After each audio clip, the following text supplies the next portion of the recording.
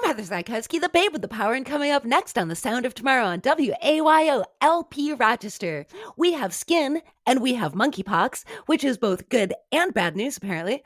Can someone order us some penicillin? I don't know. We'll find out. We're going to be talking about the moon, and we might talk about some books if we have time. Who the heck knows? The thing that I do know is, but first, Shaman LeCloud, the time has come for you to lip sync for your bunionectomy. it's an honor and a privilege to be able to stand before you. It's important to me to inspire all the other fishy faced queens out there, and also to get some kind of doctor to really get in there and really just saw those bunions clean off.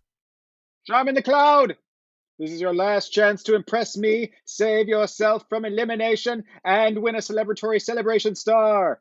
Well, that's all real nice. I've been inspired by my cousin Gerald. He watched every episode of Trauma, Life in the ER, and thought that qualified him to work on my feet. Sorry, I just realized that's not supposed to be a question mark, and that just really confused you and me, because I was like, why is that a question mark? Anyway, I'll edit this part. And where is Gerald now? Nobody knows. He decided to take a world tour, but he worked at the gas station, which doesn't pay so good. So he got up in the wheel well of one of those big old Boeing 747s, and he lost his grip somewhere over the Kamchatka. What the heck is that word? Kamchatka. Kamchatka. Lost his grip somewhere over Kamchatka. Gerald, if you're watching this, that was real stupid.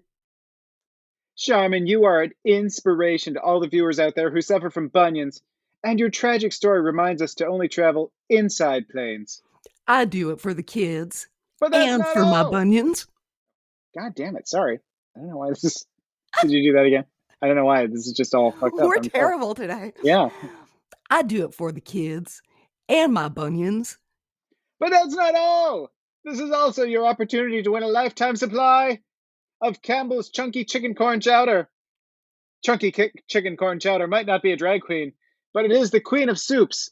If it was a drag queen, it'd be the chunkiest drag queen. One queen stands before me. I'm ready. But remember, you can only win your celebratory celebration star if one of your fellow queens hasn't given you the secret silver hot dog. If you win tonight, you'll look under your chair. If the secret silver hot dog is duct taped to the bottom, you'll lose your chance at the medical procedure of your choice. Which is bunions. Though you can still take home your lifetime supply of soup. Seriously, just take it anyway. There was a sale and it's about to expire. Oh, Really. you know I can't resist a chunky soup. I also can't resist a chance to get those bunions chopped right off. But remember, your prize is subject to deductibles, out-of-network co-payment, co-insurance, non-preferred provider charges, pre-authorization, and a waiver of appeals. Waiver of appeals is brought to you by Chunky Chicken Corn Chowder. Sometimes I feel like the American healthcare system is both a logistical and humanitarian disaster. Dance, my queen! Dance for your health care! Jesus Christ. Oh my god. Maybe if this skit weren't so stupid, we could actually read the words. Dance, my queen! Dance for your health care! This metaphor is getting a little strained. Do you want the soup or not? I suppose. You better work. That was horrible. What happened? You were wonderful. Why? I was not. The whole I thing. could. That was a disaster. I couldn't Top to bottom. speak. What? I don't know. Oh boy, I don't feel so well now. Oh, you know what? Before I forget, real quick, since I got to edit this anyway, your first line, it's an honor and a privilege to be able to stand before you. Mm-hmm. Could you say that line? Because it sounded like I didn't hear it, and I don't know if it recorded while you were saying it cut out. It's an honor and a privilege to be able to stand before you. Perfect. Hey everybody, I'm Ross Johnson, your favorite co-host. And I'm Heather Zykowski, the babe with the power. Welcome back to The Sound of Tomorrow on WAYO LP Rochester. We're the monkeypoxinest show of all shows. Yeah, we most definitely are. I think if anybody were to say, like, which show on WAYO is most likely to have some kind of pox, most likely monkeypox, but definitely pox. They People would probably say The Sound of Tomorrow is the poxiest of shows, Yeah, yeah, which is going to be our personal Sound of Tomorrow bumper sticker that we're going to give away like as an extra bonus during the WAYO fundraiser for 2023. The Sound of Tomorrow, the poxiest of shows. And sure. people will think it's a typo. They'll be like, oh, no, you mean foxiest of shows, right? And we'll say, no, no, no, no, no. No, no, no, no, no. Poxiest. Look at these. Um, Yeah, so Pox is a. Ross, before the show, you were telling me that you had monkeypox. I don't have monkeypox. I have information about monkeypox. Thank goodness I don't have Oh, monkeypox. Who knows? Although I guess you know. I mean, I guess the nice thing about a pox is like you sort of, it's like, oh, there's a pox on my skin. Okay, good. I can see what's going on. Like a bubo. I don't. Do you think is there a difference between a pox and a bubo? Any idea I medically? want to say there Okay, is. but they're both sort of pussy sores. So Yeah, yeah, you know, they're not either good. way, you don't want them. No, so monkeypox is going around, and there had been. I thought just as we were on the front lines of COVID, which I will always be a little proud of us about when we were. I'm still proud of us the fact that we were talking about COVID like well before the government, That the was Trump weird. administration was talking about COVID. I'm proud of Um, us, and I'm also incredibly alarmed that a couple of freaking poxy dodos were like, well, wait, they say it's really bad and they say it's coming. And like, okay, here's what they're saying about masks. Oh, now here's what they're saying for real, like yeah, months. yeah, it's definitely like I say, I'm proud of us, but it's definitely not like a tribute to us. It's No, definitely not like how good we are. no, not It's at all. it's how terrible everything else is. Yes. Um, but there's been a lot of there's been some news about this monkeypox outbreak, and I thought I wanted to get to the bottom of a little bit. And as with a lot of things in sort of the early stages, there's a lot that's not known.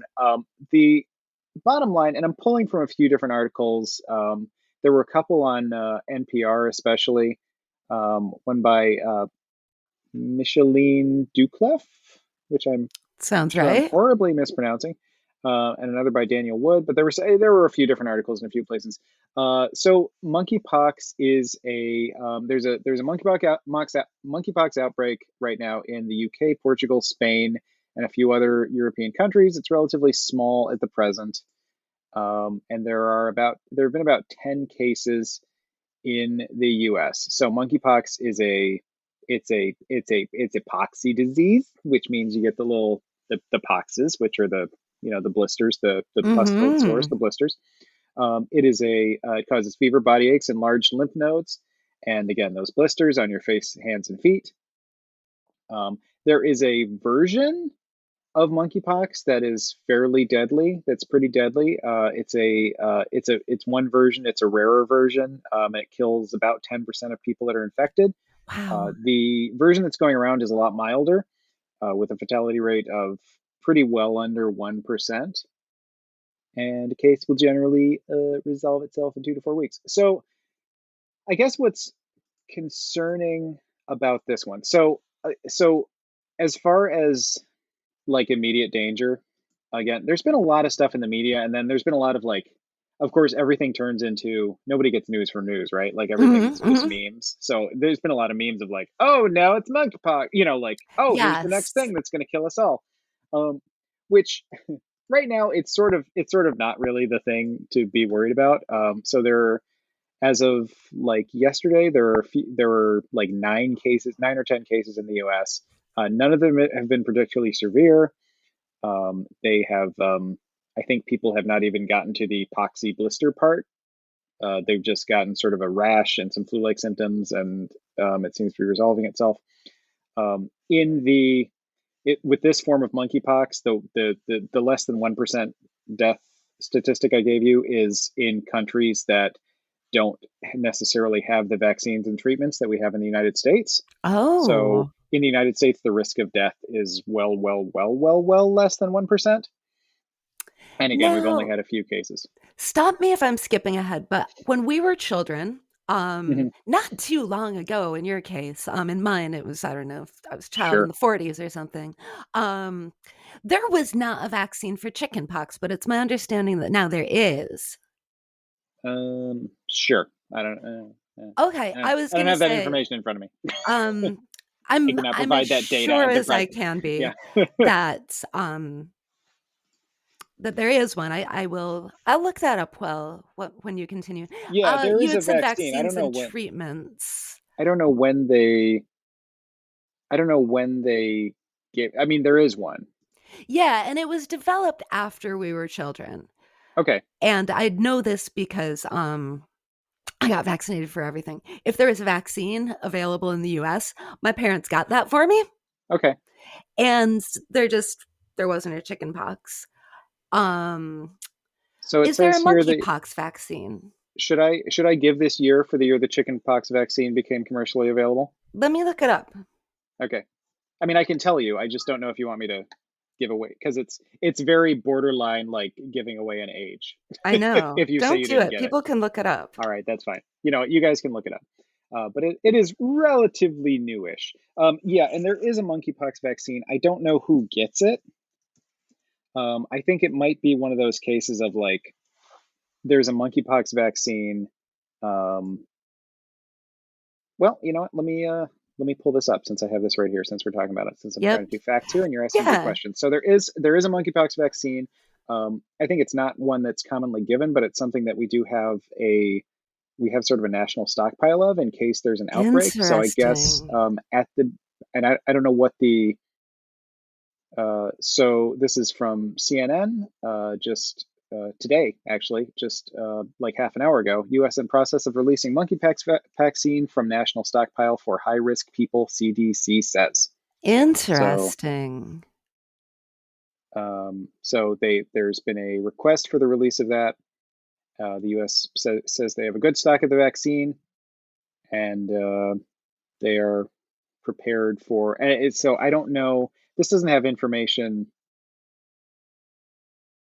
Okay, so they're looking at so for distribution, they're looking for people who've had contact with known monkeypox patients, healthcare workers, um, you know, or people who are might be high risk. So I think this is not something that like everybody's going to get. This is more of a if you have been in contact with people who Mm-hmm. have had monkeypox or seem like you could potentially be in contact. So the interesting thing about this outbreak is, and the reason why like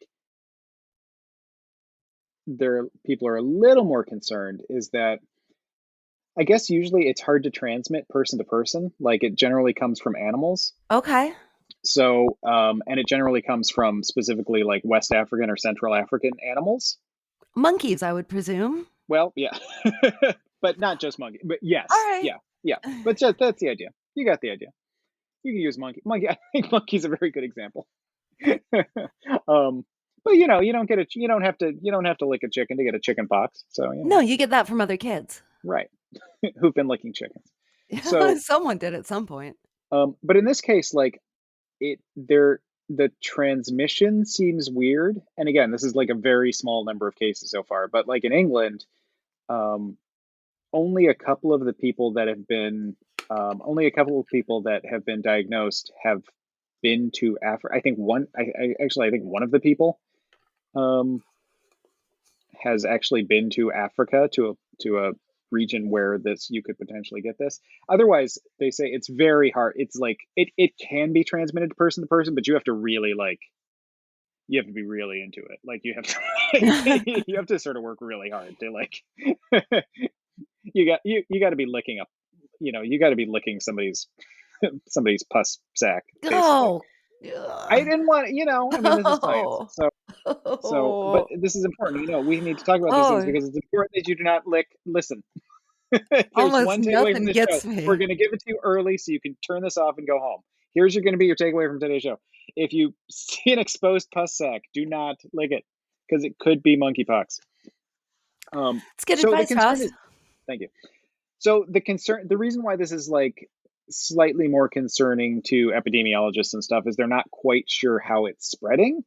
Mm-hmm. So there's the possibility that this has found a new way to spread, which is not great. But Right. again, it's still the same. For all intents and purposes, for all other intents and purposes, it's still the same disease. Which again, in a country, if you're living in a place where the vaccines are available, the treatments are available, um, usually it's you might not feel great for a couple weeks, Hmm. but patients tend to make a complete recovery. Your chances of death are negligible, like very negligible. So, it's not something not to worry about, but it's not really Hmm. on the scale of everything else going on. It's really not the thing to be worried about unless you've been licking a pus sack, as if As you people will have. no longer do because they're listening to this show and now they know. Right, right, absolutely. So, Yeah, that's great I mean, information did you know that because, about the pus sacks? Don't lick them. I Just did. I okay. did. Don't get But your tongue in there. that's just personal preference on my part. Right, right. And I'm not here to You know how I I'm not get. here to pus shame anyone. You know, it's just it's not a great, for public health, it's not a great thing to do. Yeah. I'm not making a moral judgment.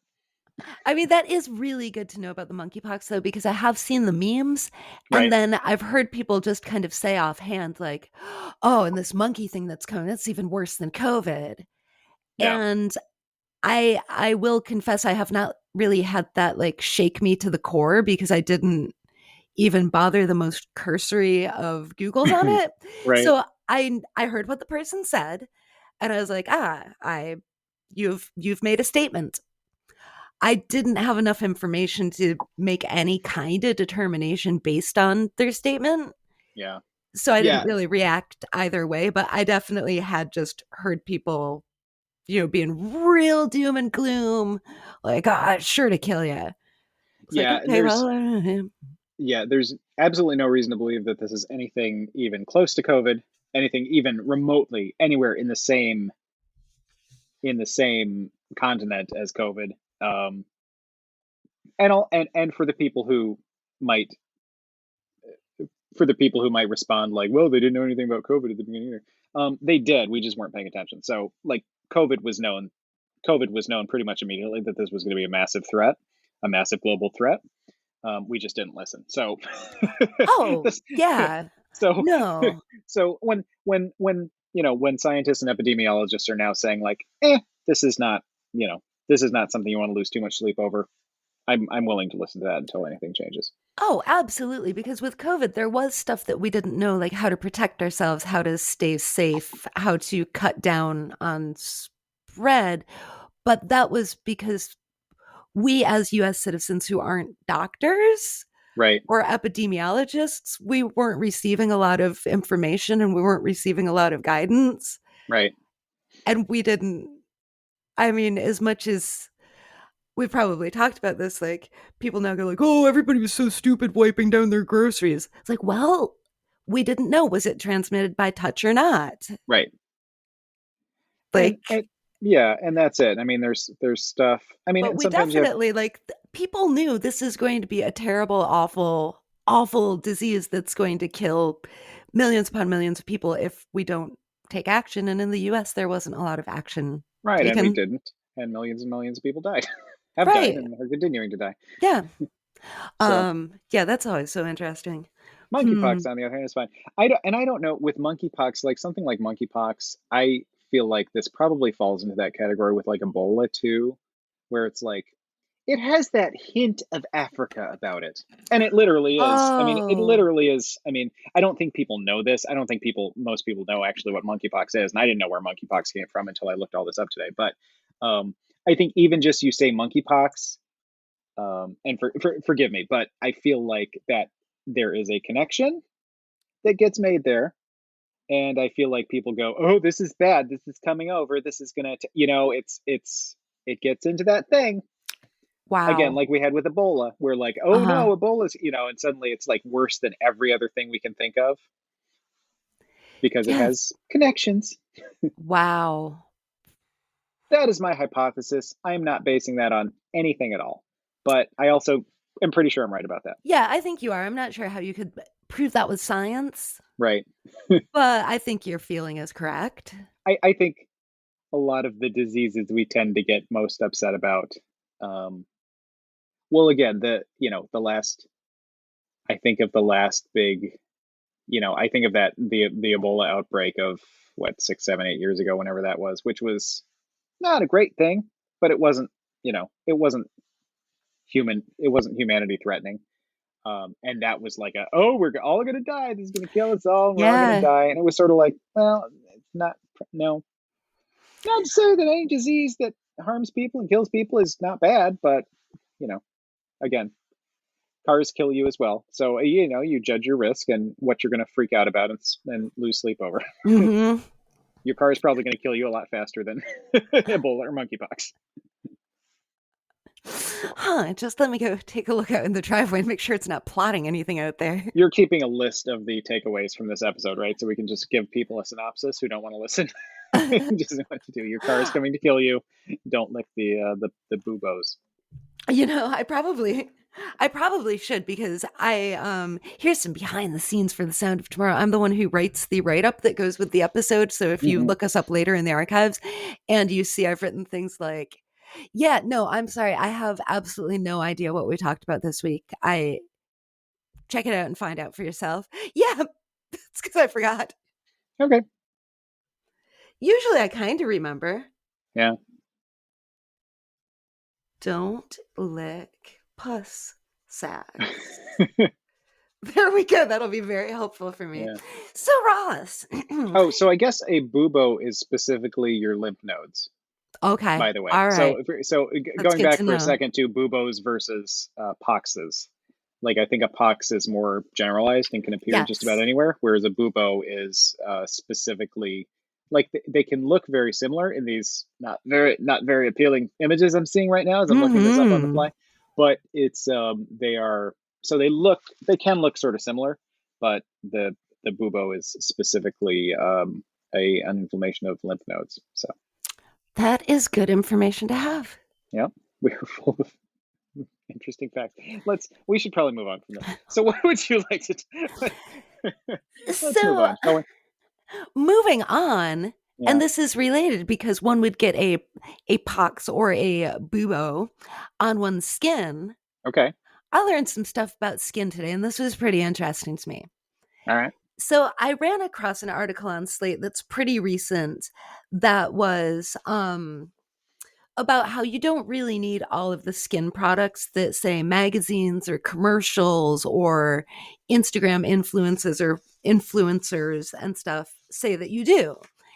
And I thought that was interesting because you know how it goes. You see a thing, even on this very show, we've talked about the trend of clean beauty and Yeah. clean skincare, and how that's kind of a false flag that's based not necessarily in taking the best care of your skin and more in buying into this weird, like, puritanical purity culture kind of strange thing, right? Yeah. And I think, by the way, I think I read this. I'm going to let you talk more about it, but I think I read this article and I didn't prepare anything on it, but I might be able to contribute to this conversation once I remember for sure if I'm thinking of the same article. Yeah, it's from earlier this year, and it's by Jessica DeFino, Yeah, that's not going to help who I started checking out more of her writing online, and she seems to have a lot of really interesting stuff out there.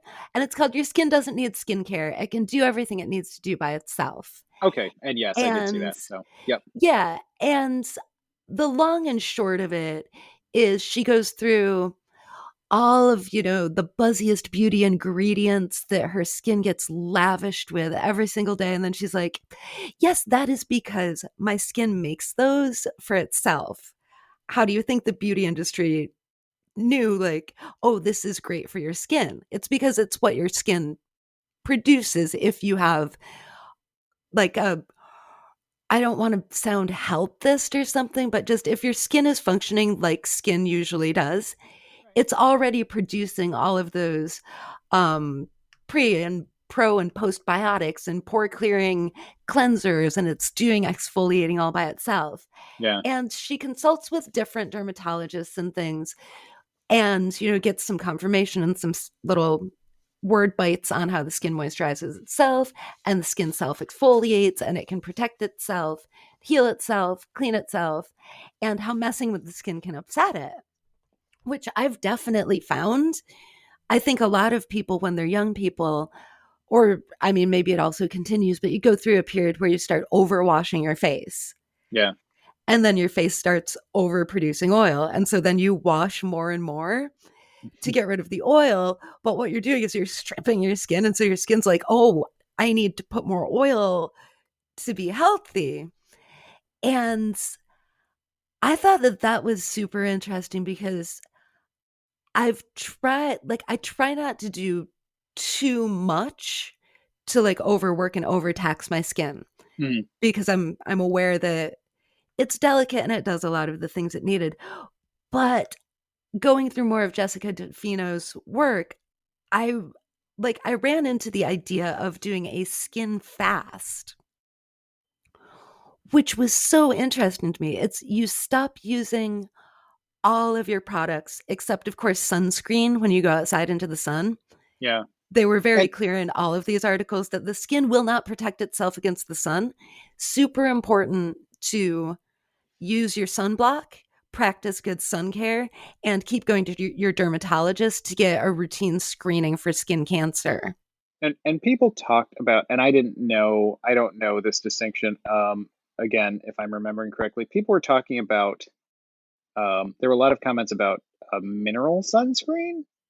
Yes, and they I don't know mentioned what that this that means. Jessica DeFino, she mentions that that's one of the few things that she will routinely use, Yeah. even though she's very much product free. The sunscreen is incredibly important. We can't Right. stress that enough. Right. I just don't know what a mineral. I don't know what it means when you say mineral sunscreen as opposed to like I bet it another means sun. zinc Oh, okay. Sure. instead of like one that's all kinds of different chemical substances. Not that zinc isn't a chemical, but it's a mineral. I bet it's zinc based. All right. Or maybe there are other minerals that also do what zinc does. Well, we But obviously don't know the answer to this, but I know. they do recommend a mineral sunscreen, whatever that means. But but sunscreen, yeah, yeah, and that was a big takeaway from the piece, as I certainly recall. That sunscreen is definitely one you don't want to skip out Yep. on, as I can, as I can personally attest lately. Sometimes Yes. you have these very very close personal person in my life had a recent concern with that, and Yeah. surprising how quickly and how where those things can show up.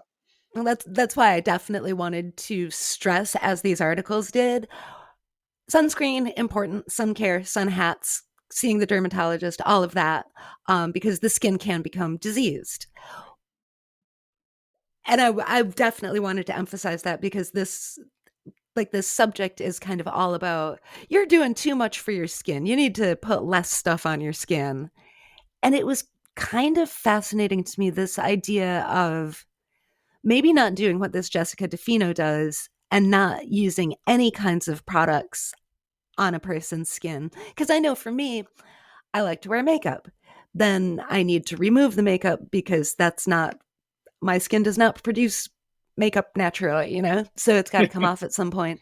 Right. But I also learned in one of her articles that you can use different oils that are compatible with your facial oil, jojoba being a really good one to Yeah, I remove makeup. yeah, I'll just to skip ahead on this, and there's a lot to talk about here. I Yeah. There was like there were a couple things that she mentioned, like that I was a little that made me a little um like she was like, "Oh, I only use a little bit of manuka honey on my I only wash my face with a little bit of manuka honey," and I was like, "Okay, manuka honey is really expensive, so I don't know." Like that was a weird like that was a weird. I mean, and again, she was talking about herself as opposed to, and Mm-hmm. not necessarily speaking to what all the stuff was, but it makes me. It always makes me question, because on the one hand, it's like you get some of this stuff where it's like, on the one hand, they're saying like, don't you, it's like you're talking about with the clean skincare and things like that, the things we've talked about, where like it's sometimes it starts out seeming maybe anti-elitist or anti spending all your money on these products you don't need, and then it turns into like, but you should buy these other expensive things instead, or you know you should buy the more expensive gluten-free skin, enhancer. I don't know. So I'm not saying that's what's happening here, but it's the kind of thing that I'm on the lookout for with pieces like this. Like, Yeah. are you just trying to send me off into some, are you just trying to get me to stop buying oil of Olay and you know, Mm-hmm. sending me off into some hippie hellhole where like Yeah. I'm I'm spending $300 on Manuka honey? I don't know. You do have to watch out for that though, Yeah. because what if the racket here is big Manuka honey and big mineral sunscreen, you know? Right, right. Um, and it's a I slippery don't know who's slope I don't know who's too. got Manuka honey money. I mean, that's you ever try to buy Manuka honey? You can't. But the whole Skin Fest thing was really interesting to me because it's not a Manuka honey. It's a really like That's cleanse also your my drag name, by the way. it's a good drag name. It's pretty much just stop using all that stuff on your face, Yeah, wipe it off with water sometimes, and make sure you use your sunscreen, and your skin will respond well to that. It might take a little while because your skin is so used to all of the things that you're putting on it. right.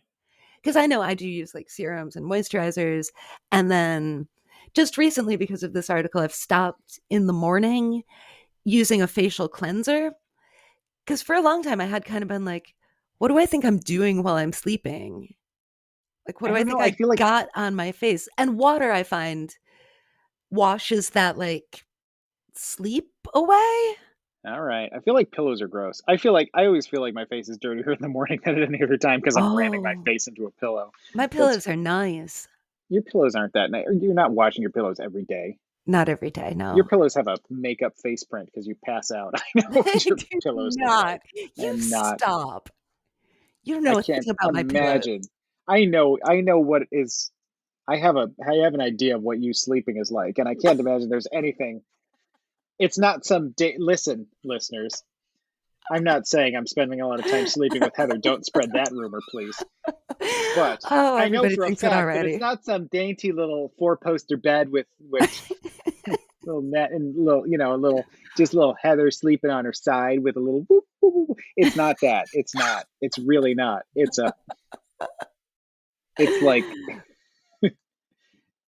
like the Babadook in there. It's just there's but if the Babadook was her, she's just like I don't know. And there were probably knives. I don't know what goes on. I don't know. There's a pill. So I guarantee you, right? There is the bottom sheet, the fitted sheet that's all up. That's all like off No, the it's mattress not. It's not. because you have those straps. No, it's just on. It's just on. Yeah. There's no way you keep the fitted sheet on the No, mattress. the fitted sheet is entirely on at all times. Hmm. I mean, except when changing the sheets, of course. Which you do how often? Often enough. Okay. I don't know. I'm just saying. I'm just saying that bedroom is a crime scene, and I and I I, I think it's okay to wash your face in the morning. Is what I'm saying. I'll leave it there. I am going to see how it goes, not Okay. using cleanser when I wash it. Okay. Because also I do like, and maybe they did not address this. I've always liked using a washcloth for a little bit of exfoliation, Sure. and it kind of wakes my skin up, like not trying to, rub my cells raw or anything. But Right. so They I don't like just that. take a washcloth and I wash off my little face. But another interesting thing about this whole skin and what you need for your skin and how your skin should look was, and I need to look into this a little bit more, but the standards for skin these days turns out have almost become akin. And this is again Jessica DeFino's feeling, but I kind of see it almost akin to like 1990s supermodels, where the standards for skin these days aren't actually like healthy skin. Okay. Like the big, puffy, glassy, poreless Right. skin that's in style these days is parallel to, Jessica DeFino says, the stick skinny, starved, never had a bite to eat figure a supermodel would have in the 90s. And that was seen as the standard of beauty. I'll buy that. Well, it's all the Facetune and stuff like that because you can very easily, like, if you're a celebrity or an influencer, Mm-hmm. you can very easily like post your stuff, and then you're going to give it a filter, you're going to give it a thing Yep. that's going to make your face look, again, I would say flawless, but flawless in the sense of just a sometimes a mannequin like Right. non characterless, non-existent, nothing but not a line, not a pore, not a anything.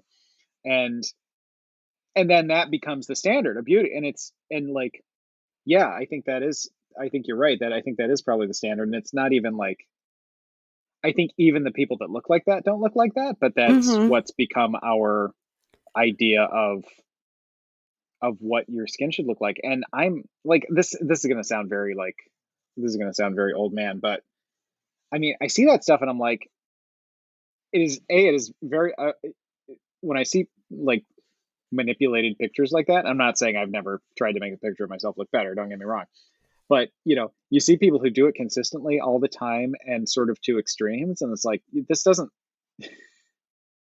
again, if it makes you feel good and that's how you want to look, that's great, you go for it. I'm not telling you not to do that, but like, Mm-hmm. if you're trying to make me believe that this is how you look in real life, it's not working. Yeah. I don't believe it for a second. So anyway, yes. To me it was an interesting perspective because just living in the world, you go on social media, you see all these pictures, it becomes very normalized. Mhm. And it can become very normalized then to think, wow, how do I get my skin to look like that? Right.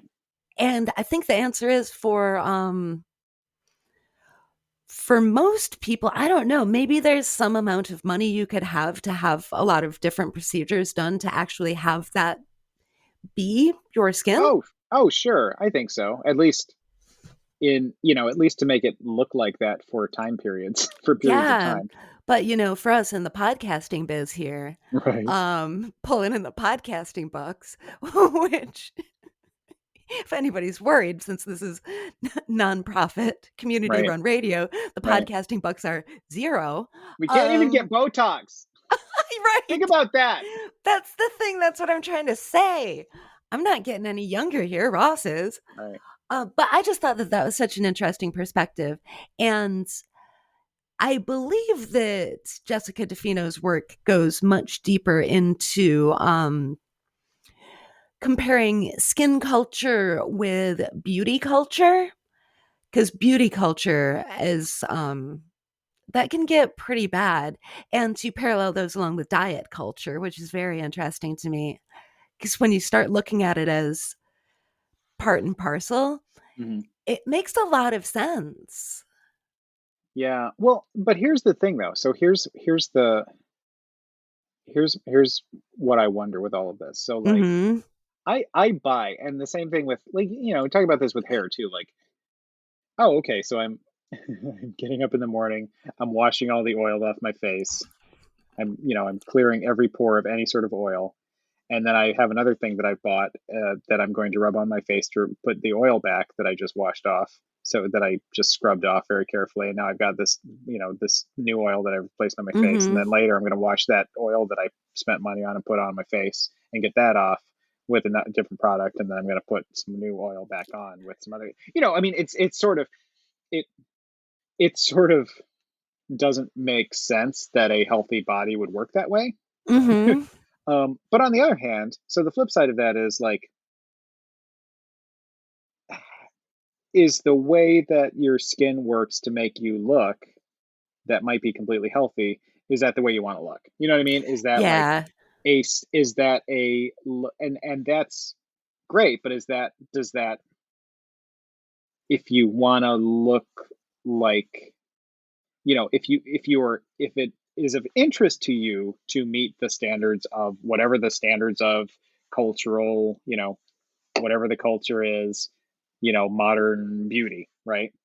You want to look like, maybe not a model, but you want to look like we're told we're supposed to look. And Hmm. that's not necessarily a good or a bad thing. I mean, it just is. Like, you can want to look however you want to look like, and I'm not saying that in a judgmental way. Like, is that how your skin looks when you do that? You know what I mean? Yeah, and I don't know. I mean, like I said, even with me, I like to wear some makeup, so I'm going to need something to get that off. Mhm. So I don't see myself being a person who would even want to stop using skincare products completely for the rest of my life. Right.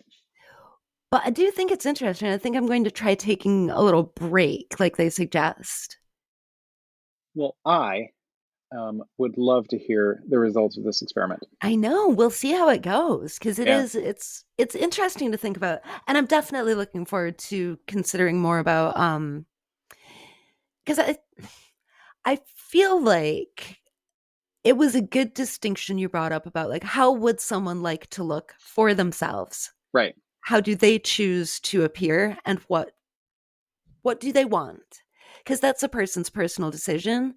I think it's also interesting to see like why do I want to look like that? Yeah. Do I want to look like that for me?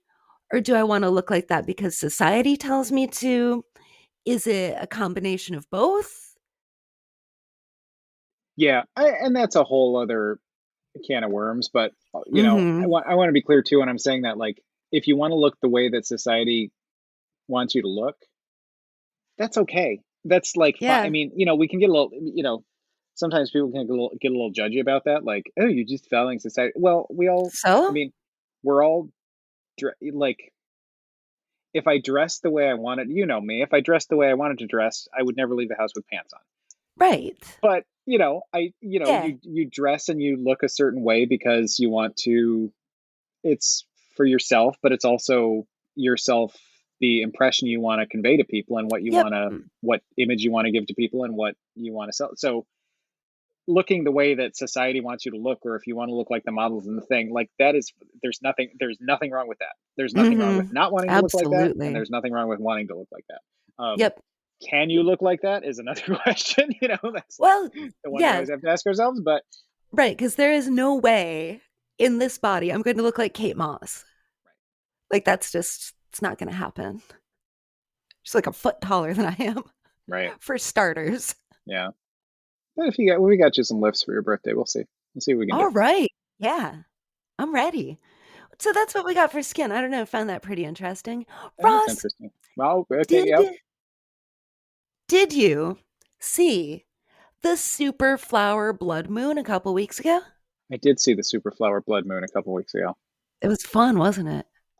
It was the did you stay up for the eclipse? Yes. Do you have some Yeah. fun facts about the superpower blood moon? Superpower blood Um, moon? I Superpower have blood some moon? fun facts about the moon, All but right. it was very fun. I ended up standing on the sidewalk outside my house with a handful of other people as we just stared at the sky. Yeah. Yeah, we stood outside for a while, and then it was sort of like, okay, I'm going back to bed, because it was, I think the eclipse It part was like what, like 1 in the morning, something like that, in Eastern time I think it in our was a part of the world. little bit earlier, or at least like I think it started going red more at like it was late, almost midnight. Yeah. Because peak viewing of like I went out at 10:39, and there's kind of a dent on the edge, Okay. and then I kind of went back inside for a little while because it wasn't very cold, but it also wasn't very warm. Yeah. It was definitely, um, despite like Neil deGrasse Tyson, there was a lot of, he got a lot of flack, and sometimes I think it's deserved, because he was sort of like, eclipses are very common, and everybody gets all excited about eclipses, but eclipses happen all the time, so there's no big deal. And it was like, Well, okay, sure, but sorry. this one was cool, and I looked at it, and it's fine.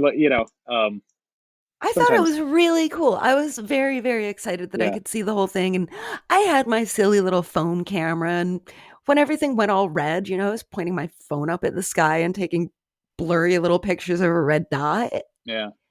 It It was was fun. very, it was very. I thought it was sort of stunning. I mean, I think it Yeah. was one of the most, um, I don't know, one of the coolest sort of moon looking at things.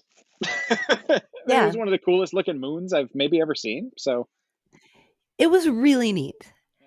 And I'm super duper glad I decided to go outside and see it because every once so often I'll hear something's going on and I'm just like, I don't know. There's so many trees. How am I going to see anything? Right. But luckily I went and found it. Also, I But can't stand up. But how would I stand up? how would I? How would I put on footwear and walk outside my house? Right. This is That doesn't madness. happen. No, but what I wanted to talk about with the moon is did you see the article from NPR by Rena Torchinsky entitled Scientists Successfully Grow Plants in Soil from the Moon?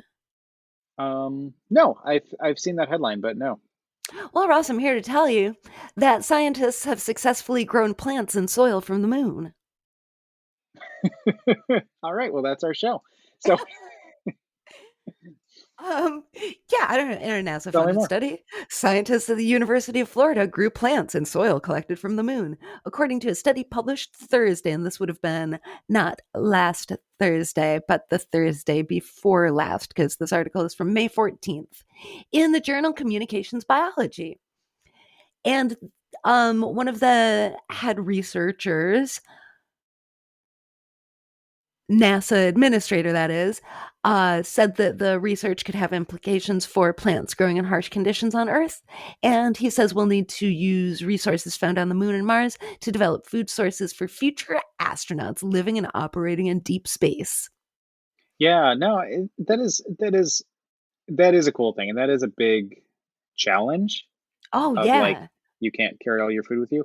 I I'm a little I'm a little Hungry. yeah, I'm a Thinking little about these hungry. moon plants. I'm a little hungry thinking about the moon plants.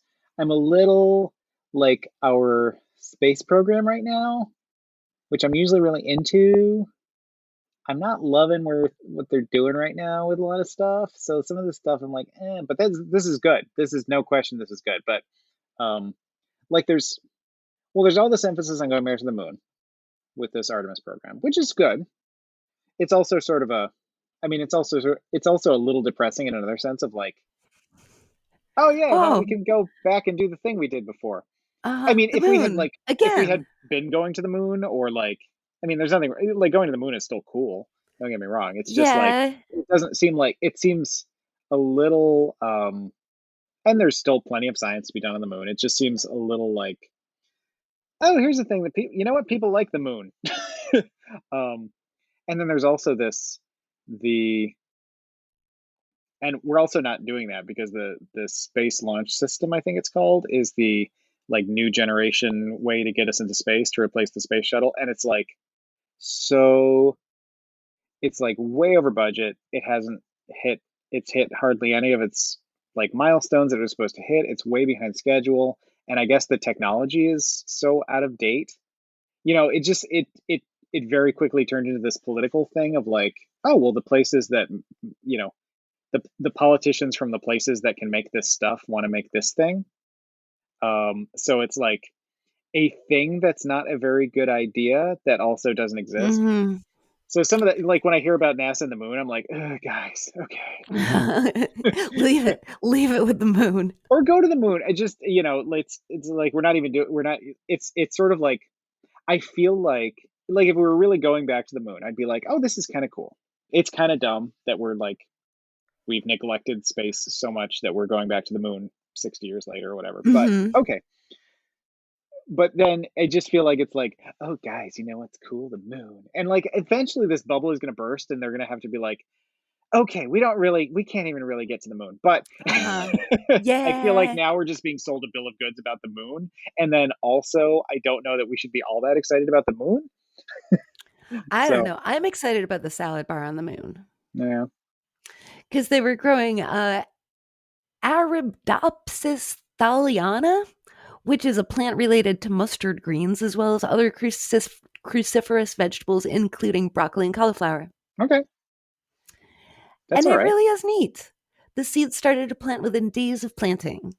That is neat. And I mean, that's a really big first step for anything we would ever do on the moon. And, I don't know how translatable it is, but I assume it helps with, like if we had, at some point we were going to want to try to figure out how to grow things on Mars. Maybe, I guess, Yes. in theory, if we Well, ever bothered, yeah. then The big NASA guy even says that they'll need resources found on the moon and Mars to develop the food sources for future astronauts living and operating in deep space. right, because you can't just eat the potatoes all the time. You cannot. You have to have some leafy greens. Right, right. But so that was just kind of neat, and I like how That was a The Martian reference, by the way. If anybody's doesn't know what a potato is, you can look that up. I'm not going and to talk about it.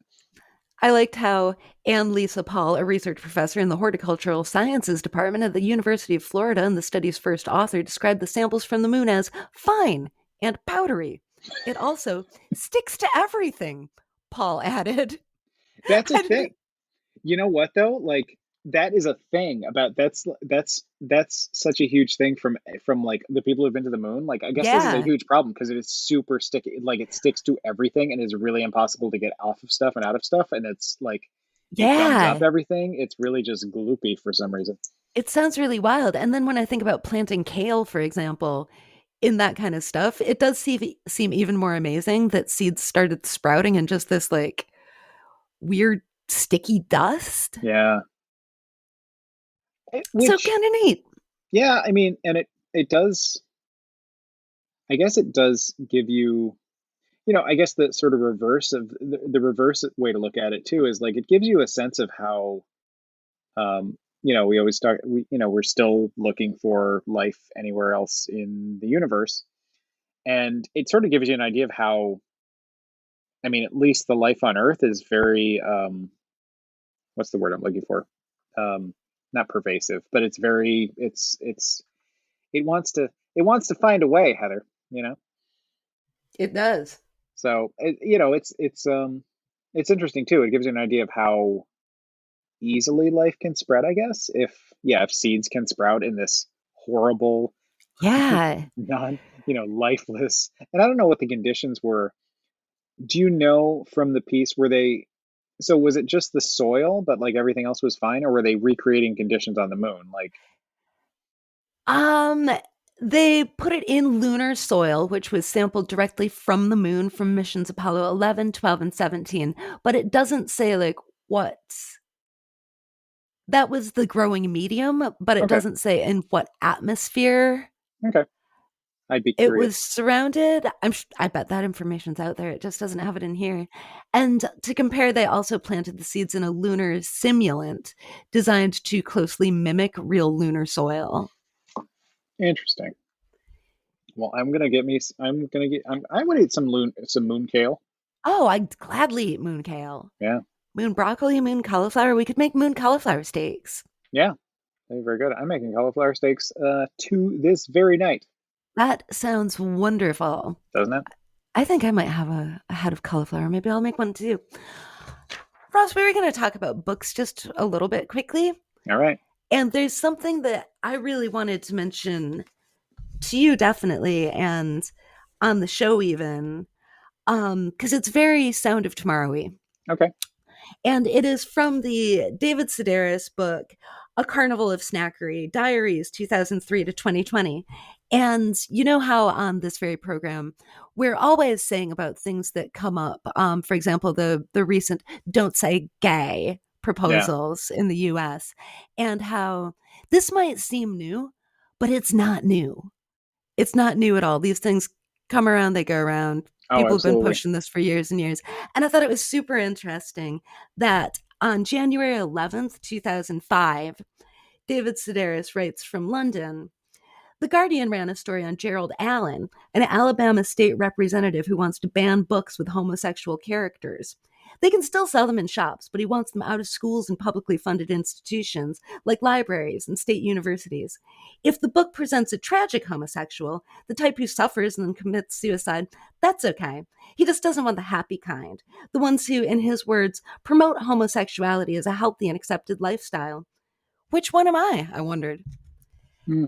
And that was both a good entry because I love David Sedaris so much, and also reading it, I was just like, "Yep, 2005."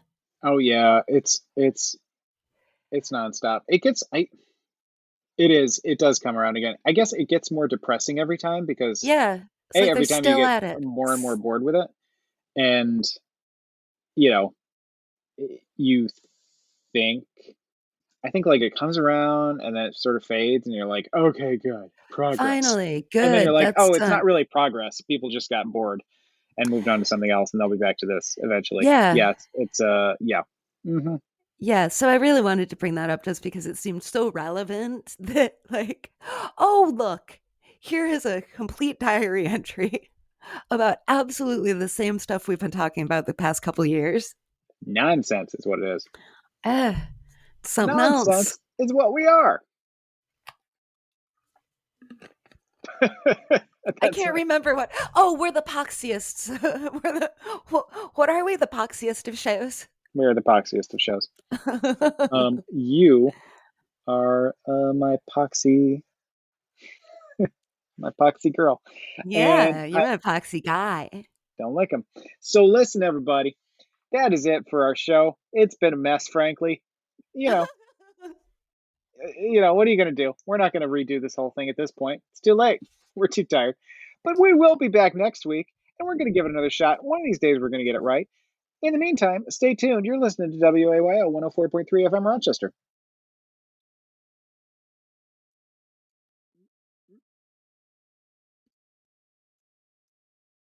Oh, Lord. How's the soup? It's a little hot. You better slurp.